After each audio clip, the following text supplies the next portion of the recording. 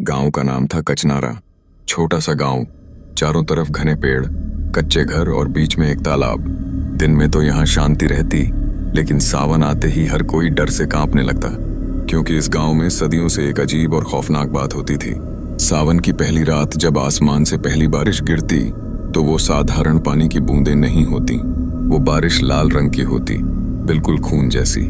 लोग कहते थे, जिसने भी उस खून की बारिश में जरा सा भी भीग लिया, उसकी किस्मत अगले 24 घंटे में बदल जाती है।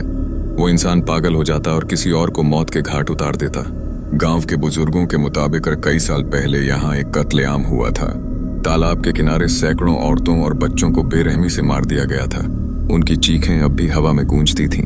कहा जाता था कि वही मासूमों का खून बारिश बनकर हर साल इस गांव पर बरसता है। लोग सावन की पहली रात अपने दरवाजे खिड़कियां बंद कर लेते, घर में दिए जलाते और अल्लाह या भगवान से दुआ करते कि कोई बाहर न निकले। लेकिन उस साल कुछ अलग होना था। गांव में दो दोस्त थे, अकरम और शंकर।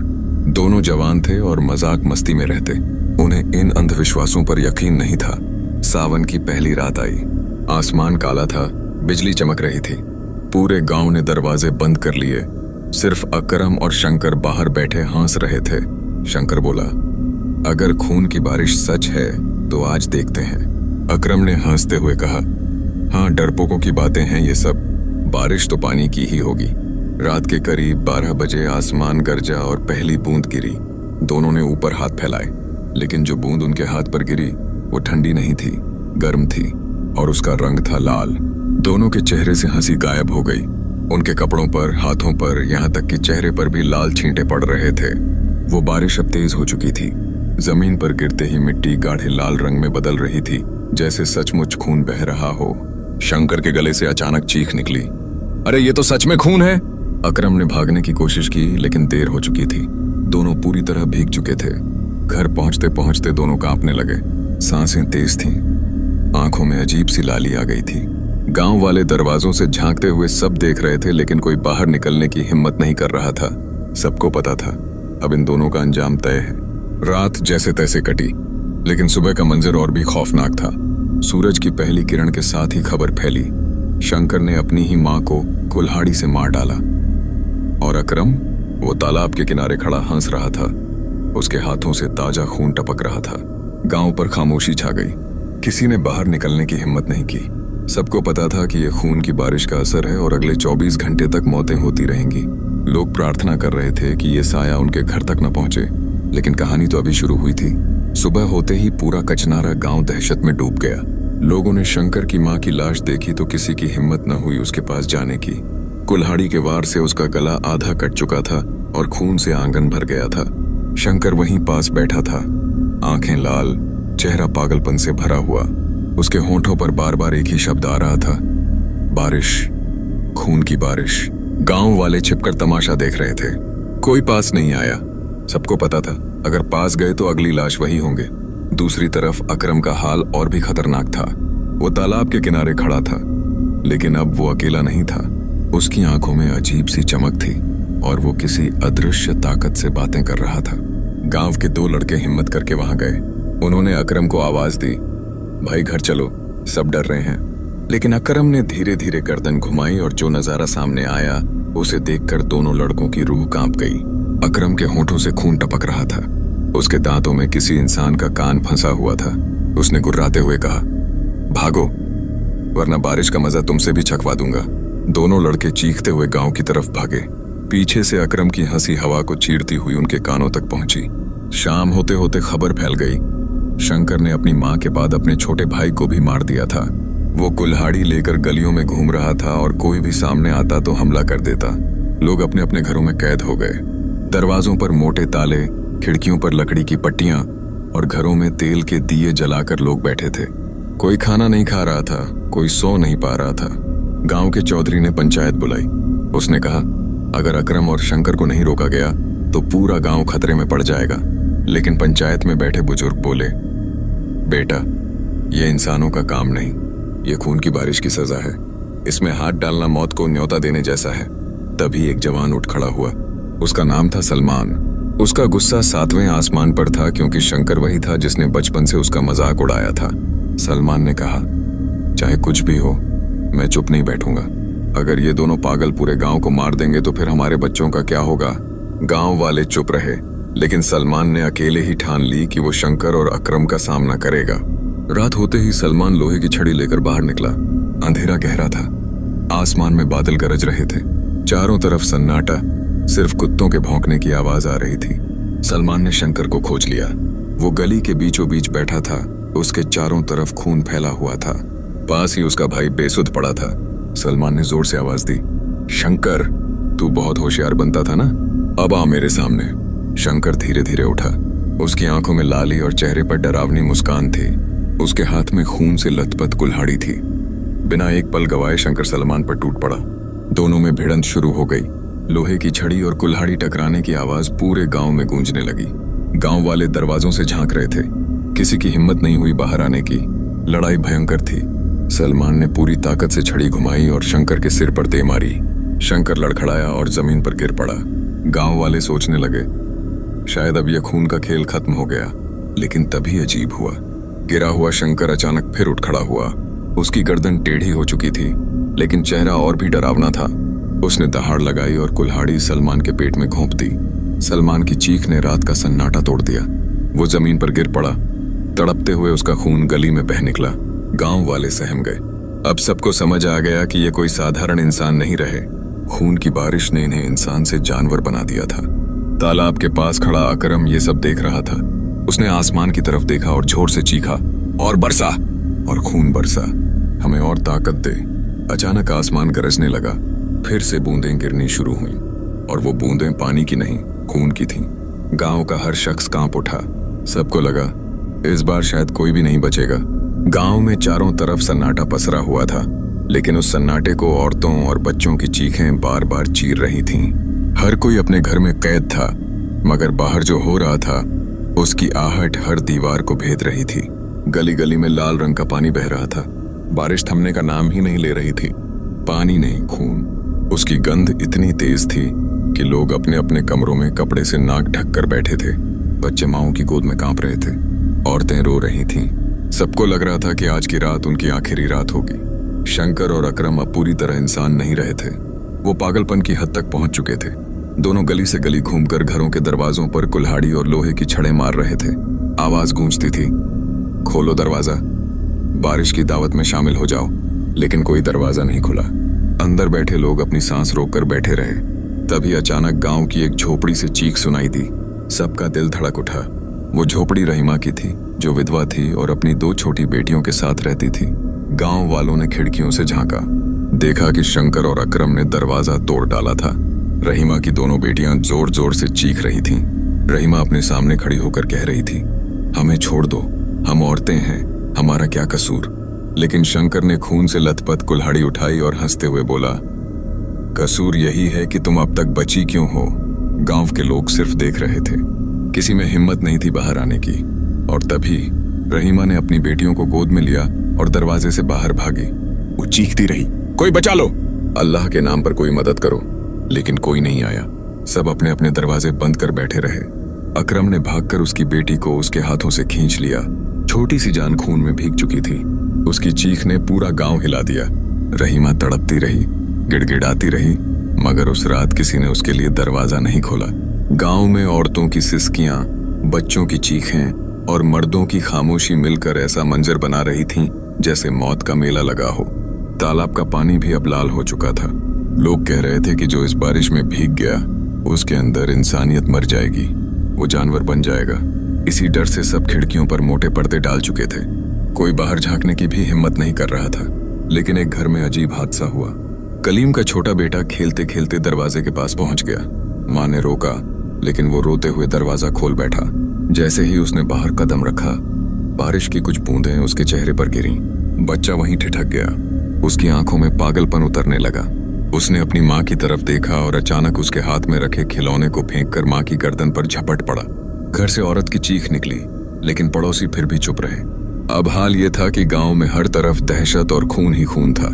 लोग समझ गए थे कि ये कोई साधारण बारिश नहीं, ये बदला है। कोई पुरानी रूह इस गांव को तबाह करने निकली है। गांव के कुछ बुजुर्गों ने कहा, ये बारिश तब तक नहीं रुकेगी जब तक इसकी वजह का पता नहीं लगाया जाएगा। लेकिन सवाल यह था कि कौन बाहर निकले, कौन उस मौत की बारिश में कदम रखे। और तभी पहली बार गांव में अजय का नाम लिया गया। अजय, जो पास के कस्बे से था और तंत्र मंत्र जानता था। लोग कहते थे कि वो मरे हुए की रूह से भी बातें कर सकता है। गांव के लोग डरते हुए सोचने लगे, शायद अब सिर्फ वही हमारी आखिरी उम्मीद है। गांव में खून की बारिश ने हालात और भी बदतर कर दिए थे। औरतों की चीखें अब धीरे धीरे सिसकियों में बदल चुकी थीं। मर्दों का हौसला टूट चुका था। बच्चों की आंखों से मासूमियत खो गई थी। सबको लग रहा था कि अगर किसी ने कुछ नहीं किया तो पूरा गांव मिट जाएगा। ऐसे में गांव के बुजुर्गों ने हिम्मत जुटाई और पास के कस्बे से अजय को बुलवाने का फैसला किया। अजय कोई साधारण इंसान नहीं था। लोग कहते थे कि उसके पास तंत्र मंत्र का गहरा ज्ञान था। उसने कई बार ऐसी आत्माओं को काबू किया था जिन्हें कोई छू भी नहीं पाता था। अगली शाम जब आसमान पर बादल छाए हुए थे और बारिश की बूंदें अब भी खून की तरह गिर रही थीं, अजय गांव में पहुंचा। उसके कंधे पर एक थैला था जिसमें तांत्रिक किताबें, कुछ चाक पाउडर और लाल पीले धागे थे। गांव के लोग उसके चारों तरफ इकट्ठा हो गए। किसी की आंखों में उम्मीद थी तो किसी के चेहरे पर शक।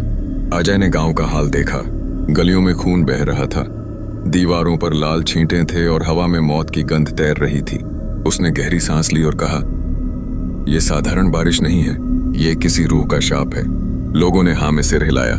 तभी एक बूढ़ी औरत आगे बढ़ी और कांपते हुए बोली, बेटा, ये रूह क्यों हम पर गुस्सा है? हमने ऐसा क्या किया? अजय ने अपनी आंखें बंद की और चौकी पर बैठ गया। उसने मंत्र पढ़ना शुरू किया। धीरे धीरे उसका शरीर कांपने लगा और उसकी आंखें लाल हो गईं। कुछ देर बाद उसने आंखें खोलीं और बोला, ये खून की बारिश इस गांव की एक औरत की चीखों का नतीजा है। गांव के लोग हैरान रह गए। सबकी नजरें एक दूसरे पर टिक गईं। अजय ने आगे कहा, सालों पहले इस गांव में एक औरत को बेगुनाह मार दिया गया था। उसे चुड़ैल कहकर जिंदा जला दिया गया था। उसका नाम था सुरैया। सुनते ही भीड़ में खुसर पुसर शुरू हो गई। बूढ़े लोग सिर झुकाकर खड़े रहे क्योंकि उन्हें सच मालूम था। अजय ने जमीन पर राख की लकीर खींची और बोला, यह बारिश सुरैया की आत्मा की ताकत है। जब उसकी आत्मा को जलाया गया तब उसने आखिरी सांस में यह शाप दिया था, जिस दिन सावन की पहली रात आएगी उस दिन आसमान से खून बरसेगा और गांव का हर इंसान मेरे दर्द का हिस्सा बनेगा। भीड़ में चीखें गूंज गईं। औरतें बच्चों को छुपाने लगीं। लोग कह रहे थे, हमने तो कुछ नहीं किया, फिर हमें क्यों भुगतना पड़ रहा है? अजय ने सख्ती से कहा, पाप चाहे जिसने भी किया हो, उसका असर पूरी जमीन पर होता है। इस गांव के लोग उस अन्याय के गवाह थे।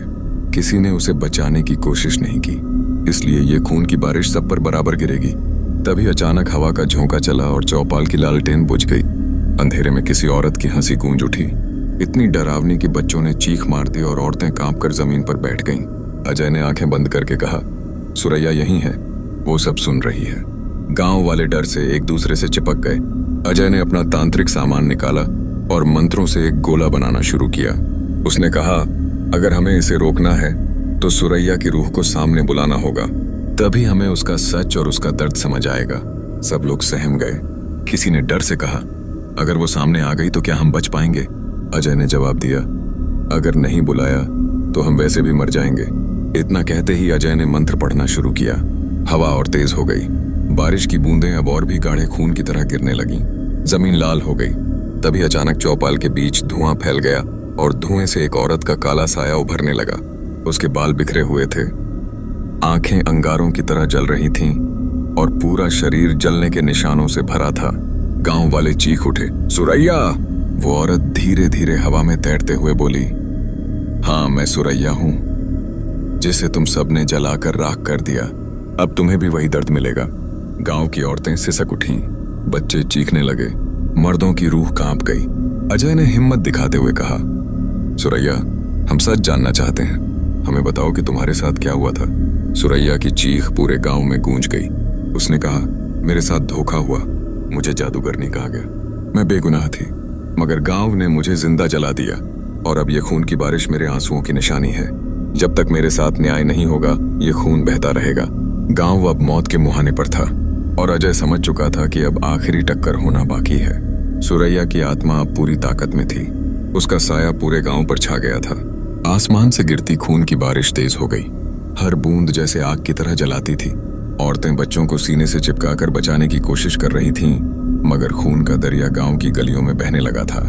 अजय मंत्र पढ़ते हुए सुरैया के सामने खड़ा हो गया। उसने अपने चारों तरफ सुरक्षात्मक गोला बना लिया था, मगर गांव वाले डरे हुए उस गोले के बाहर खड़े कांप रहे थे। सुरैया ने जोरदार चीख मारी और हवा का भयानक झोंका अजय की तरफ बढ़ा। उसका शरीर कांप गया, मगर उसने मंत्र पढ़ना जारी रखा। अजय ने कहा, सुरैया, तेरा गुस्सा जायज है, तेरे साथ धोखा हुआ, लेकिन मासूमों को मारना तेरे दर्द का हल नहीं है। सुरैया की लाल आंखें और चमकी। उसने कहा, मासूम? जब मुझे जलाया जा रहा था तब कोई मासूम नहीं था। सब खड़े देखते रहे, किसी ने मेरी मदद नहीं की। अब सबको वही दर्द सहना होगा। गांव वाले सिसक उठे। बूढ़े लोग रोते हुए जमीन पर गिर पड़े। उनमें से एक कांपती आवाज में बोला, सुरैया बेटा, हमें माफ कर दे। हाँ, हमने गुनाह किया, हमने तुझे बचाया नहीं। सुरैया ने उनकी तरफ हाथ बढ़ाया और अचानक हवा में लपटें उठने लगीं। ऐसा लग रहा था जैसे वो सबको जिंदा जला देगी। अजय ने तुरंत अपने थैले से एक पुरानी किताब निकाली और उसमें से लाल धागा और चाक पाउडर उठाया। उसने जमीन पर आकृति बनाते हुए ऊंची आवाज में मंत्र पढ़ा। उसका शरीर पसीने से भीग गया, लेकिन वो रुकने वाला नहीं था। अचानक सुरैया का चेहरा बदलने लगा। पहले उसमें सिर्फ गुस्सा था, अब दर्द और चीख भी दिख रही थी। उसकी आंखों से खून की बूंदें गिरने लगीं। अजय ने कहा, तुझे मोक्ष तभी मिलेगा जब सच सबके सामने होगा और तेरी मौत का पाप स्वीकारा जाएगा। गांव के सारे लोग रोते हुए एक स्वर में चिल्लाए, हमने गुनाह किया था, हमने तुझे चुड़ैल समझकर मार डाला, हमें माफ कर दे सुरैया। ये सुनते ही सुरैया का साया कांप उठा। उसकी चीख आकाश में गूंज गई। खून की बारिश अचानक थम गई। आसमान साफ होने लगा, मगर सुरैया अभी भी पूरी तरह शांत नहीं हुई थी। उसने अजय की तरफ देखा और बोली, क्या तू गारंटी देता है कि अब किसी और औरत के साथ ऐसा अन्याय नहीं होगा? अजय ने हाथ जोड़कर कहा, जब तक मैं जिंदा हूं, इस गांव में कोई बेगुनाह नहीं मरेगा। सुरैया की आंखों से खून की जगह पानी बहने लगा। उसका साया धीरे धीरे धुएं में बदल गया और आसमान की तरफ उड़ गया। गांव में सन्नाटा छा गया। सब लोग जमीन पर बैठकर रोने लगे। अजय थक कर गिर पड़ा। उसके होंठों पर खून था, लेकिन चेहरे पर सुकून। गांव में पहली बार किसी आत्मा को मोक्ष मिला था।